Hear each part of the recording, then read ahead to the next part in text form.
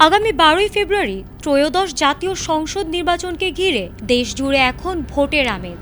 নির্বাচনের দিন যত এগিয়ে আসছে ততই রাজনীতির মাঠে বাড়ছে দলীয় তৎপরতা, সভা সমাবেশ আর পাল্টাপাল্টি বক্তব্য। ক্ষমতাসীন দল ও বিরোধী জোট নিজেদের অবস্থান স্পষ্ট করতে ব্যস্ত, আর ভোটের দিন ঘিরে সাধারণ মানুষের মধ্যেও কাজ করছে কৌতূহল ও উৎকণ্ঠা। অবাধ, সুষ্ঠু ও অংশগ্রহণমূলক নির্বাচন নিয়ে দেশ বিদেশেও চলছে নানা আলোচনা। ঠিক এমন সময়েই বাংলাদেশের নির্বাচন প্রসঙ্গে গুরুত্বপূর্ণ অবস্থান জানিয়েছে জাতিসংঘ।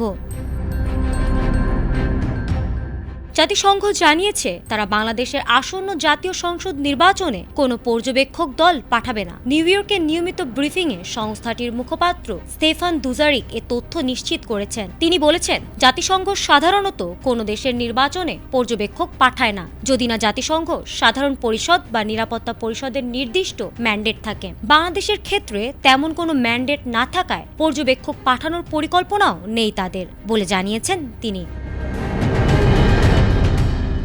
তবে জাতিসংঘ একেবারে নির্বাচন প্রক্রিয়া থেকে দূরে থাকছে না বলেও ইঙ্গিত দেওয়া হয়েছে। মুখপাত্র জানিয়েছেন, প্রয়োজন হলে নির্বাচন ব্যবস্থাপনায় কারিগরি সহায়তা দেওয়ার বিষয়টি বিবেচনা করা হতে পারে। অর্থাৎ ভোট আয়োজনের প্রক্রিয়াগত সহায়তা বা পরামর্শ দেওয়া হলেও সরাসরি পর্যবেক্ষকের ভূমিকায় থাকছে না সংস্থাটি।